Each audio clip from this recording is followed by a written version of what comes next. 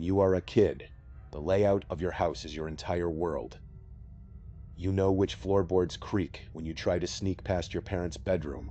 You know how the sunlight hits the kitchen table in the morning. And you know which corners of the house are safe and which ones are not. For most people, the basement is the place that inspires the most fear. It is dark, damp, and usually half buried underground. But for me, the attic was always the place that kept me awake at night. I do not really know why, but there was something about the upper limits of our house that felt deeply unsettling. It was not just a normal, dusty storage space. Our attic was slightly unconventional compared to the cramped, dark spaces you are probably picturing. For starters, it was surprisingly spacious. Most attics require you to crouch down and walk like a hunchback to avoid hitting your head on the rafters, but ours was built with high ceilings. You could stand fully upright without any trouble. You would think that extra space would mean we used it more often, but my parents treated it like a glorified storage room. They avoided going up there as much as possible, as if there was an unspoken agreement that the attic belonged to another part of the house entirely. The other strange thing about our attic was the layout. The space was broken up by a maze of odd wooden beams, support structures, and sudden changes in elevation. The beams were of uneven thickness, and there was absolutely no pattern to where they appeared. The result of this chaotic architecture was that you could never stand in one place and have a clear line of sight from one end of the attic to the other. There was always a beam or a stack of old boxes blocking your view, and the floor was a complete nightmare. It was not fully boarded over. Instead, there were loose joists with exposed pink fiberglass insulation filling the gaps in between. If you did not step exactly on the solid wood, you could easily fall through the ceiling of the rooms below. My dad used to joke that one day one of us would slip, fall through the insulation, and puncture a permanent hole in the living room ceiling. For a little kid, that joke was not funny. It just made the attic feel even more like a dangerous, forbidden maze. The worst part was the feeling that someone or something could easily hide behind one of those thick wooden beams, watching you from the shadows while you were completely unaware. What I am about to tell you happened a long time ago, back when I was in middle school. Most of my memories from that time have faded into a general blur of school days and playing outside, but this one memory remains incredibly vivid. It is like a sharp thorn protruding into what was otherwise a fantastic, normal childhood. It happened during a normal school week. I woke up one morning and noticed my feet felt strange. When I pulled back the blankets and looked down, I saw that the bottoms of my feet were gray and grimy. There was a fine layer of gritty dust settled between my toes. I sat on the edge of my bed staring at them, trying to figure out what had happened. I had not gone outside the night before, and my bedroom carpet was always clean. I had just gone to bed, fallen asleep, and woken up with filthy feet. Being a kid, I did not think too much of it. I just washed my feet in the bathtub, put on my socks, and went to school. But things only escalated from there. A few days later, I found a small cardboard box sitting in the middle of my bedroom floor. It was filled with old black and white photographs of people I did not recognize. I had no memory of bringing this box into my room, and I knew we kept all of our old family records up in the attic. When I asked my mom about it in the kitchen, she did not seem worried at all. She just assumed I had gone up to the attic to look through old things and forgot to put them back. I told her I had not been up there, but she just smiled, took the box, and carried it back upstairs. Then it happened again. A few mornings later, I woke up and found an old, heavy brass lamp sitting on my desk. It was an ugly, outdated thing that I vaguely recognized from the attic storage. This time, I was absolutely positive I had not brought it down. I would have remembered carrying a heavy metal lamp down a steep ladder in the middle of the night. But there it was, sitting on my desk as if it belonged there. At this point, the pieces of the puzzle started to click into place. The dirty feet, the box of old photographs, the brass lamp on my desk. I was sleepwalking, and I was not just wandering around the hallways. I was sleepwalking all the way up into the maze-like attic. The realization did not terrify me immediately, but it made me feel incredibly strange. The thought of my sleeping body navigating that dangerous maze of exposed beams and uneven flooring in the pitch black, completely unaware of my surroundings, was deeply unsettling. I told my parents about it at dinner. They reacted exactly how you would expect normal parents to react. They told me that sleepwalking was common for kids my age, that it was just a phase, and that I would eventually grow out of it. They were not dismissive, but they were not overly concerned either. To them, it was just a minor quirk, but to me, it became a source of constant dread. I started to fear bedtime. I would lie awake for hours, staring at the ceiling, fighting the urge to sleep because I was terrified of what my body would do once I lost consciousness. Every morning, the very first thing I did was check the soles of my feet. If they were clean, it was a victory. If they were covered in gray dust, it meant I had gone up there again. Most nights were clean, but the few times they were dirty really got to me. There was no denying that I was visiting the attic regularly in my sleep, and the worst part was that I had absolutely no memory of it.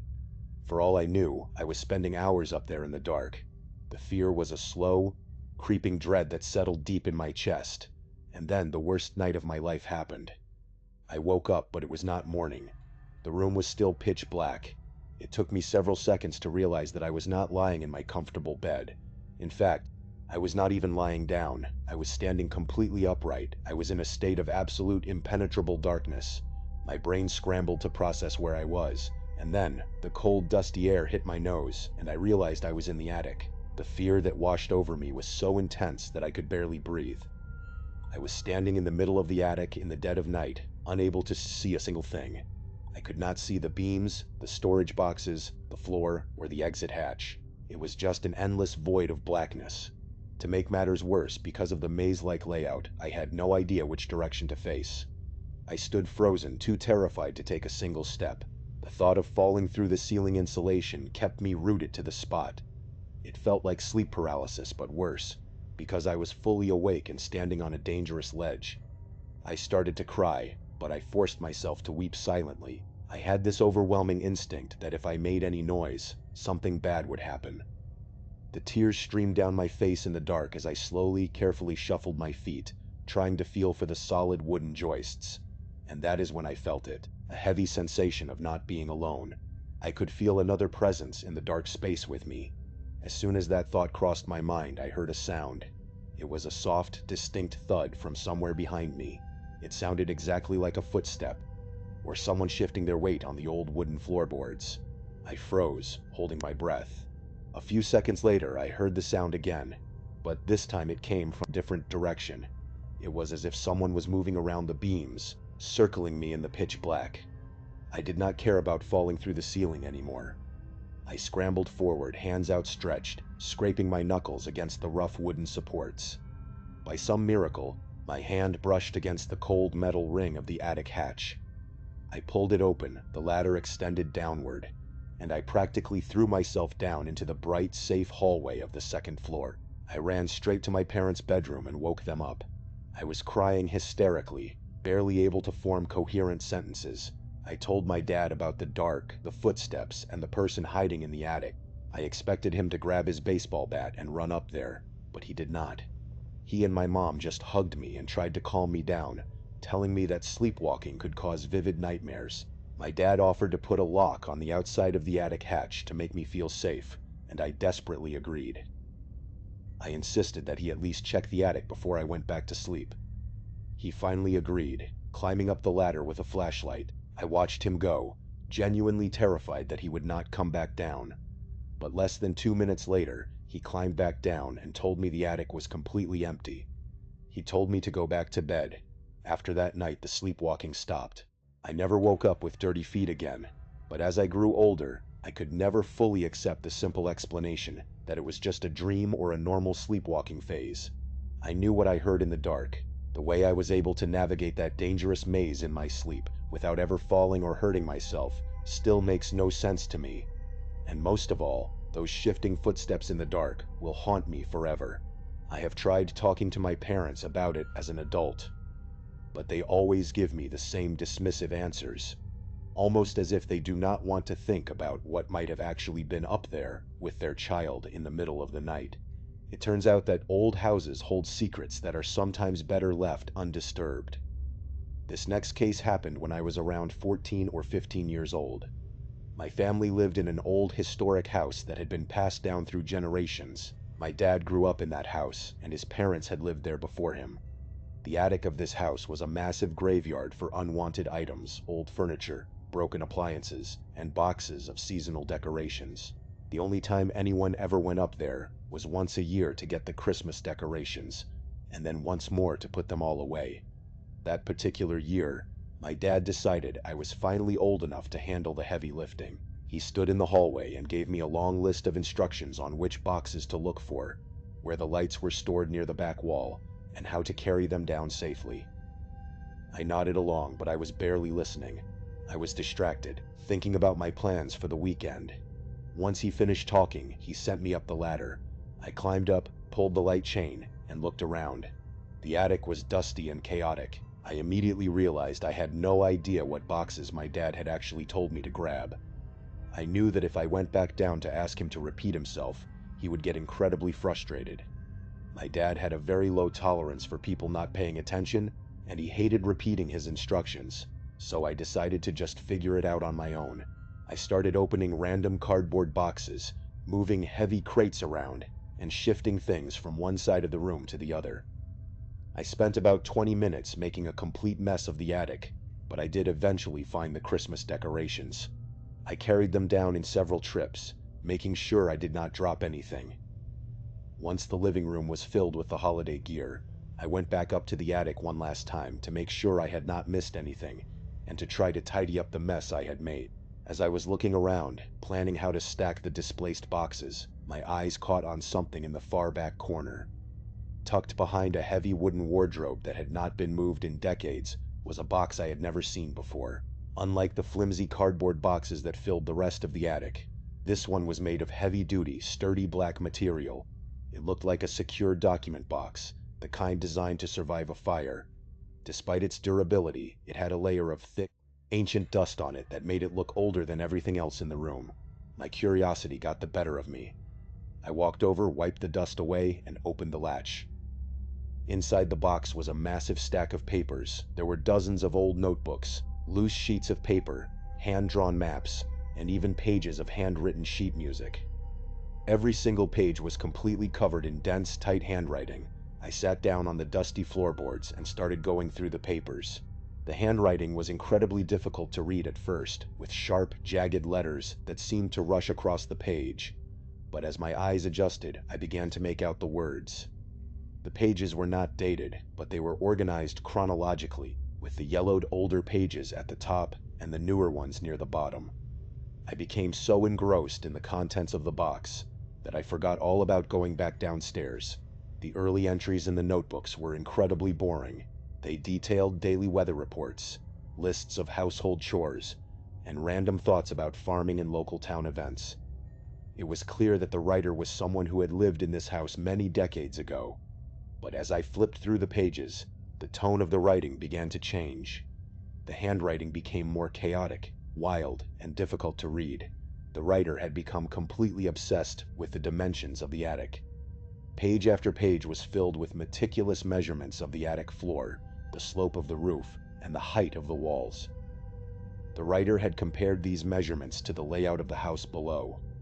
According to their frantic calculations, the math did not add up. The attic was significantly smaller than the footprint of the second floor.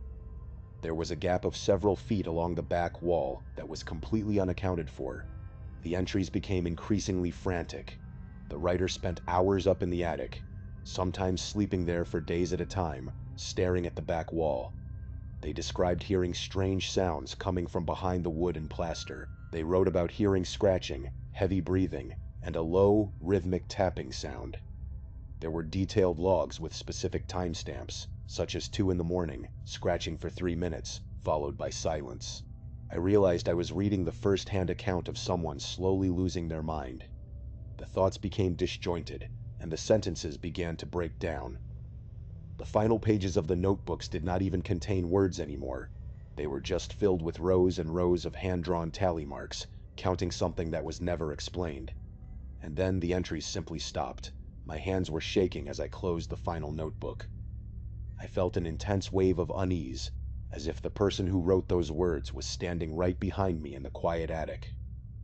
I looked over at the back wall that the writer had been so obsessed with. To my horror, I noticed that there were actual indents, scratches, and faint cracks in the plaster that lined up almost perfectly with the diagrams in the notebook. I did not want to spend another second up there. I grabbed the black box, climbed down the ladder, and showed it to my dad. He was just as shocked as I was. He examined the notebooks and confirmed that the handwriting did not belong to his father or his grandfather. That meant whoever wrote these entries must have lived in the house before his family took possession of it. My dad, driven by a mixture of curiosity and concern, decided we needed to investigate. He grabbed a crowbar and a sledgehammer from the garage and led me back up to the attic. I stood back as he began to meticulously inspect the back wall, using the hand-drawn maps from the notebook as a guide. After a few minutes of silent contemplation, he turned to me and said he was going to tear the wall down. I watched in silence as he swung the hammer, shattering the old plaster and wood. The air became thick with white dust. As the wall began to give way, my dad stopped and shone his flashlight into the opening. The writer of the notebooks had been telling the truth. There was a hidden room behind the wall. It was a long, narrow space about 3 feet deep, running the entire length of the attic. But what we saw inside made my stomach turn. The walls of the hidden space were completely covered in strange hand-drawn markings. There were thick black lines, bizarre geometric symbols, and shapes that I did not recognize. They were painted or drawn on almost every available surface of the secret room. We searched the space, but it was completely empty. There were no furniture pieces, no hidden treasures, and no exit. But the most terrifying detail was the lack of any door or hatch. The space had been completely sealed off by the plaster wall we had just demolished. There was no way for anyone to get inside that room without breaking the wall down.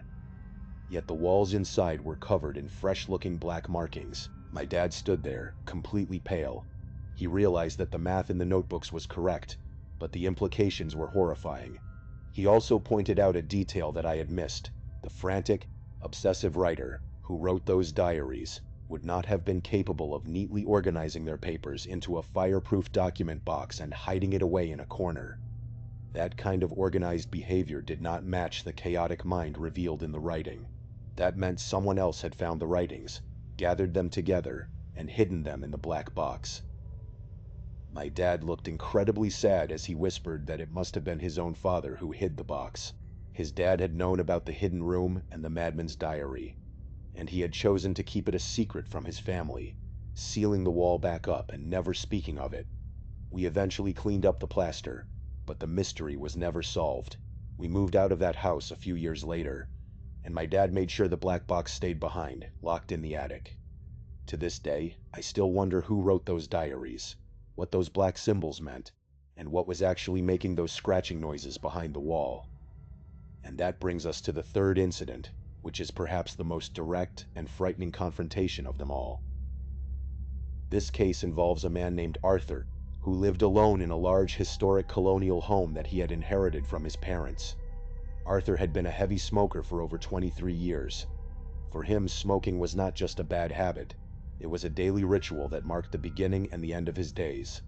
However, Arthur had one strict rule. He refused to smoke inside the house.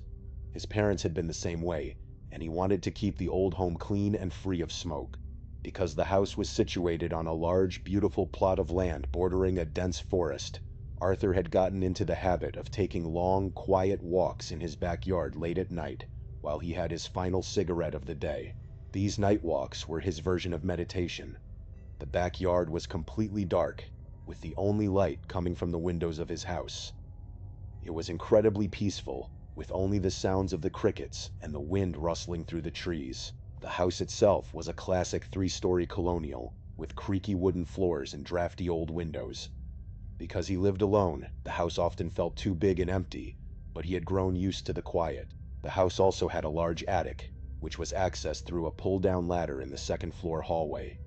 Arthur rarely went up there, only using it to store holiday decorations or old boxes of his parents' belongings that he did not have the heart to throw away. The attic had a small, narrow window that looked out over the backyard.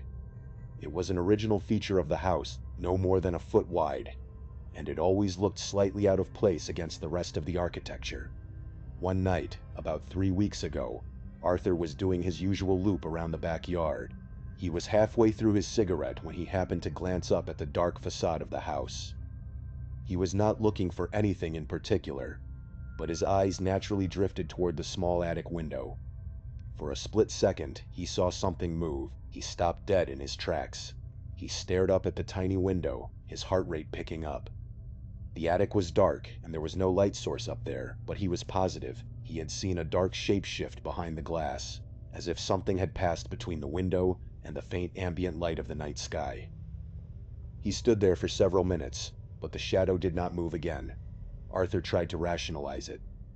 He told himself it was just a reflection of a cloud, or perhaps a bat flying close to the roof. He finished his cigarette, went back inside, locked the doors, and went to bed, trying to push the image out of his mind. But the next night, he saw it again. He was standing in the exact same spot in the yard when he looked up. This time, the movement was distinct and undeniable. It was not a passing shadow or a reflection. Something large was moving behind the glass of his attic window. It was a slow, deliberate movement, as if whatever was up there was looking down at him in the yard. Arthur went back inside, his hands trembling. He stood at the bottom of the stairs looking up at the ceiling. He did not hear any noises. The house was dead silent, but he knew he could not ignore this. If there was a wild animal, like a raccoon or a squirrel, nesting in his attic, he needed to deal with it before it caused serious damage to the historic home. He grabbed his phone, turned on the flashlight, and walked to the second-floor hallway. He reached up, pulled down the heavy wooden attic ladder, and began to climb. It was an incredibly tense moment. Because of the way the ladder entered the attic, he had to climb up blindly, with his head emerging into the dark room before he could see what was around him. He reached the top of the ladder, shone his flashlight into the darkness, and froze. The attic was in a state of absolute ruin. Every single storage box had been violently overturned. Clothes, old papers, and holiday decorations were scattered across the floorboards. But Arthur's eyes were not focused on the mess. They were locked on the walls. Every single wall in the attic, including the sloped ceiling, was covered in thick, messy smears of black paint. The substance was incredibly dark and chunky, and as Arthur walked closer, he realized with a shock of pure terror that the paint was completely wet. It was actively dripping down the walls, pooling on the floorboards. It had been applied only moments before he climbed the ladder. A wave of pure panic hit him. This was not the work of an animal. A person was in his house, and they were in the attic right now. Arthur practically fell down the ladder in his rush to get back to the second floor. His fear quickly turned into a surge of protective anger. This was his family home, and someone had invaded his sanctuary. He decided he was going to find this intruder and defend himself. He ran down to the kitchen and grabbed the largest, heaviest chef's knife he owned. He went back upstairs, his heart pounding in his chest, and approached the open attic hatch. He began to climb the ladder again, but this time he did not go quietly. He wanted to terrify the intruder. He began screaming at the top of his lungs, waving the heavy knife as he burst through the attic opening. He stomped around the messy space, kicking over boxes and shining his light into every corner. But to his utter confusion, the attic was completely empty. There were no closets, no hidden rooms, and no furniture large enough for an adult to hide behind. The space was completely open, and there was absolutely nowhere for someone to hide. Arthur was entirely alone in the ruined room, but as he shone his flashlight around the wet, black-painted walls, he noticed something new. There were fresh, deep scratch marks gouged into the wooden beams and floorboards. They were long, parallel lines, as if a large animal with sharp claws had aggressively scraped the wood. The scratches were layered directly over the wet black paint, showing that they had been made at the exact same time the paint was applied. Arthur did not wait around to investigate further. He ran down the stairs, locked himself in the first-floor bathroom, and called 911. The police arrived about 15 minutes later. 2 officers went up to search the attic, while a 3rd officer stayed downstairs to interview Arthur. When the officers returned from the attic, they looked deeply confused. They confirmed that the attic was empty, and that there were no signs of forced entry anywhere on the roof, the windows, or the exterior walls. The officers suggested that a homeless person had likely snuck into the house through an unlocked door, vandalized the attic, and managed to slip out through the front door while Arthur was searching the upper floors. But Arthur knew that explanation was physically impossible. His house was incredibly old and creaky. Every single step on the stairs and the hardwood floors made a loud, distinct sound. If anyone had run down the stairs and out the door, Arthur would have heard them clearly, even from the bathroom. Yet, he had heard absolutely nothing after the initial dragging sound. It has been 3 weeks since that night. Arthur has not gone back up to the attic, and the wet black paint has likely dried by now, sealing the fresh scratch marks into the wood. He has kept all the doors and windows locked, and there have been no further incidents. But every night when he goes out for his cigarette, he cannot help but look up at that tiny dark window, wondering what is waiting for him in the darkness above. When we look at these 3 cases, we see a terrifying common thread. The attic is a physical representation of the things we keep hidden, the secrets we do not want to face, and the dark spaces that exist just above our heads while we sleep. Whether it is a sleepwalking child hearing shifting footsteps, a family discovering a hidden room covered in ancient symbols, or a homeowner finding fresh paint and claw marks, the attic remains a place of deep, unresolved mystery. These stories remind us that the houses we live in, the places we consider to be our safest sanctuaries, often have histories and secrets that we can never truly understand. And sometimes, those secrets are waiting for us in the dark, just a few feet above our beds. Thank you so much for watching. Let me know what you thought of today's episode in the comments. And remember, we have a whole playlist of true crime episodes ready for you to binge right now. Until next time, see ya.